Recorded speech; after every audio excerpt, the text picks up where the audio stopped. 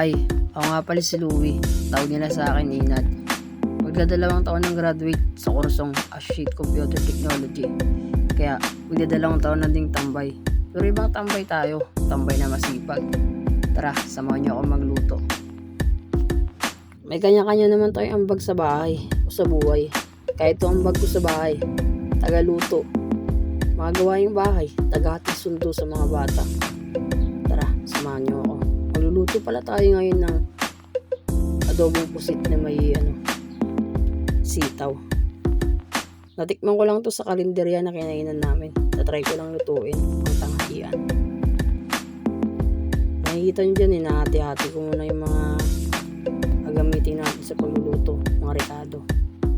Bawal pa tamad-tamad, lalo na pag may pangarap ka na gusto mong matupad. Siyempre, lahat naman tayo sa buhay may mga pangarap. Kaya kanya-kanya diskarte lang kung paano natin yung maabot. Swerte nga lang ako kasi may tumutulong sa akin ng mga mababait na tao. Kung isa ka sa mga katulad ko na may sumusuporta at tumutulong sa iyo na ibang tao, bawal tayo patamad-tamad. Siyempre, mga tumutulong nga sa atin, di napapagod, di nagreklamo. Tayo pa kaya na tinutulungan. Dapat pakita natin yung mga best natin, di ba? Para mas lalo silang ganahan at matuwa. Pero pag ang kaso mo naman, sariling kayod ka, sariling sikap, okay lang yan, bakit mapagod? Pahinga, tas laban ulit, sige lang ng sige. Huwag lang susuko para sa pangarap. Kayang-kaya yan, tiwala lang, tsaka samahan nyo ng dasal para sa itaas. Napahaba na kwento ko, tara simulan na natin to, na makakain na tayo.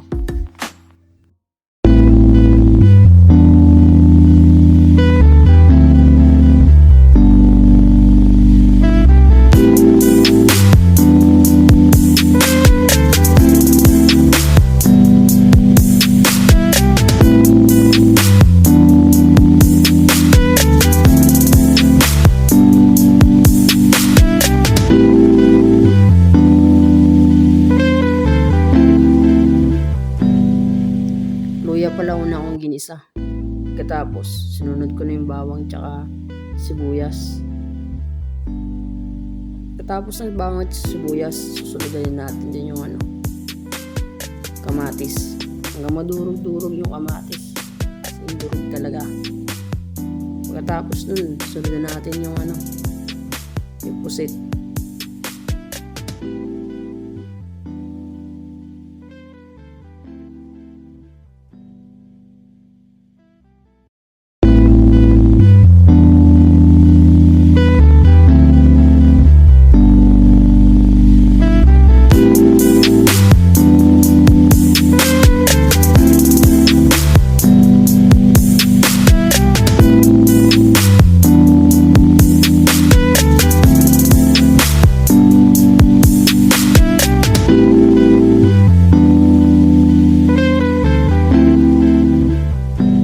Pagkatapos ko pala nilagay ang pusit at tinalo-halo, isunod ko na din yung mismo na coke.